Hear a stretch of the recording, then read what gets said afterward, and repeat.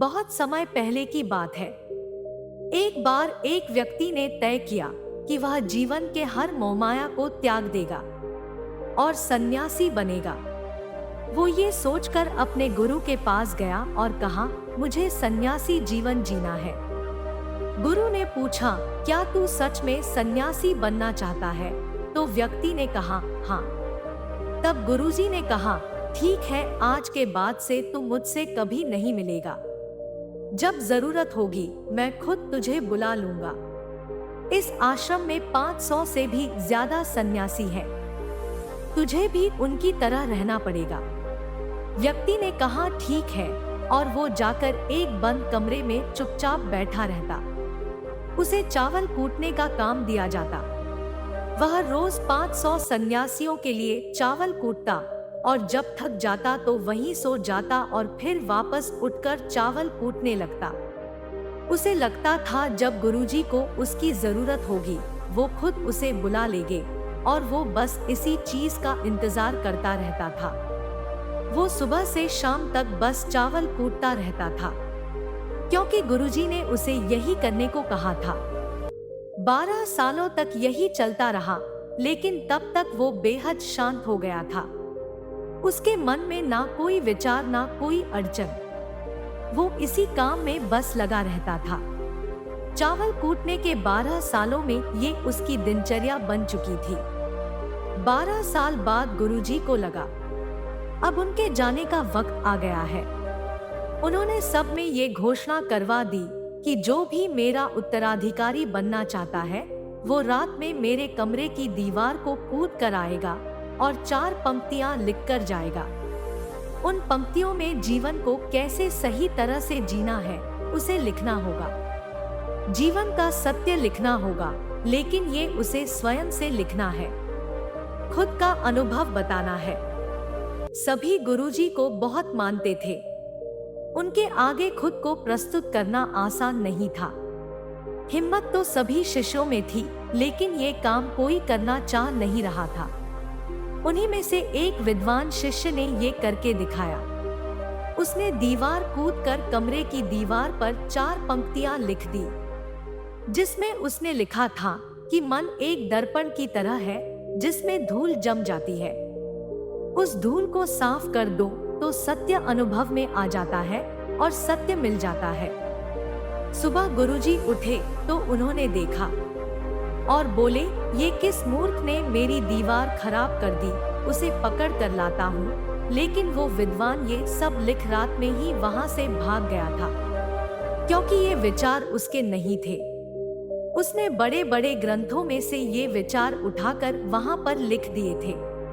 उसने जाते समय अपने मित्रों से कहा था, अगर गुरुजी को पंक्तियां पसंद आ जाएं तो मुझे बता देना, परंतु अगर वो क्रोधित हो जाएं तो उन्हें मेरा पता मत बताना। सब चिंतित हो गए। ये सभी लोग ये मानते थे कि इतने सुंदर शब्द है।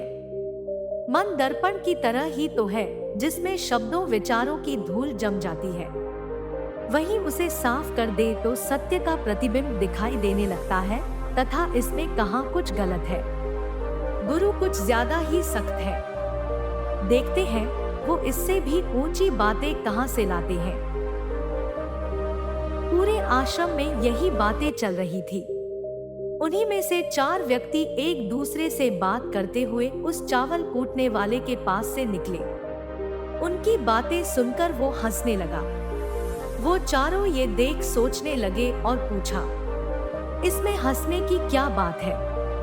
तब वो बोला कि सही तो कह रहे हैं गुरुजी, किस नासमझ ने ये लिखा है। ये सुन वो चारों भड़क गए और बोले, तुम क्या जानो इसका मतलब? इतने सालों से बस चावल ही कूट रहे हो। तुम्हें शास्त्रों के ग्रंथों के ज्ञान के बारे में क्या पता? अगर ये पंक्तियां गलत है तो तुम इससे अच्छे कोई शब्द बताओ। वो व्यक्ति बोला, ठीक है, मैं बता दूंगा, लेकिन मैं इतने सालों से चावल कूटते कूटते लिखना भूल गया हूँ। किसी को लिखना पड़ेगा। और हाँ, ये जान लो, मुझे उत्तराधिकारी बनने का कोई शौक नहीं है। अगर मुझे ये उपाधि मिली तो मैं कान पकड़ता हूँ और विचार नहीं बताऊंगा। तब उन चारों ने कहा, अरे तू हमें बता, हम लिखते हैं। व्यक्ति ने कहा, देखो कैसा दर्पण, कैसी धूल। ना कोई दर्पण ना कोई धूल, जो इसे जान लेता है सत्य को प्राप्त हो जाता है। आधी रात को ये सब पढ़कर गुरुजी उस चावल कूटने वाले के पास गए और कहा, अब तू यहाँ से भाग जा, वरना ये सभी तुझे मार डालेंगे। ये मेरा चोगा ले, तू मेरा उत्तराधिकारी बनना चाहे या ना चाहे, मुझे इससे कोई फर्क नहीं पड़ता, लेकिन मैंने तुझे ही अपना उत्तराधिकारी मान लिया है। और अगर ये बात इन सबको पता चल गई तो ये बर्दाश्त नहीं कर पाएंगे कि एक चावल कूटने वाला उत्तराधिकारी कैसे बन गया, वो कैसे सत्य को प्राप्त हो गया, कैसे आत्मज्ञान को प्राप्त हो गया, और ये शास्त्र जानने वाले सर पीटते रह गए। इसलिए तुम यहाँ से दूर भाग जाओ। एक बार गौतम बुद्ध ने भी अपने शिष्य से कहा था कि जब तुम्हारे अंदर भी विचार आना बंद हो जाएंगे, उस दिन तुम सत्य का अनुभव करोगे और तभी खुद को, ब्रह्मांड को समझ पाओगे। और यही बुद्धत्व प्राप्ति का पहला कदम है। मन को शांत करने का पहला तरीका जो बौद्ध ग्रंथों में बताया गया है, वो है खुद के विचारों पर काम करना है। आपके अंदर क्या चल रहा है उसे अच्छी तरह समझना, ना कि अपने विचारों को कहीं भी दबाना। ऐसा करना गलत है। मन भटकेगा, बार बार भटकेगा, लेकिन जब भी आपको ऐसा लगे, आप तुरंत अपने विचारों का निरीक्षण करना शुरू कर दें। आप खुद कुछ समय बाद पाओगे कि आप अपने विचारों पर लंबे समय तक ध्यान करने लगे हो।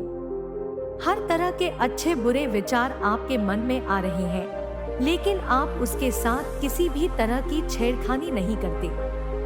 एक समय आने पर आप खुद के विचार पर आराम से कंट्रोल कर लेंगे। आप आने वाले कल या बीते हुए कल की चिंता ना करके अपने वर्तमान में जियोगे। जो अभी इस समय आपके सामने है, आपको उसी पर अपना ध्यान केंद्रित करना है। दोस्तों, आपको ये वीडियो कैसे लगी मुझे कमेंट करके बताएं, और अगर वीडियो अच्छी लगी हो तो वीडियो को लाइक और चैनल को सब्सक्राइब करें। धन्यवाद।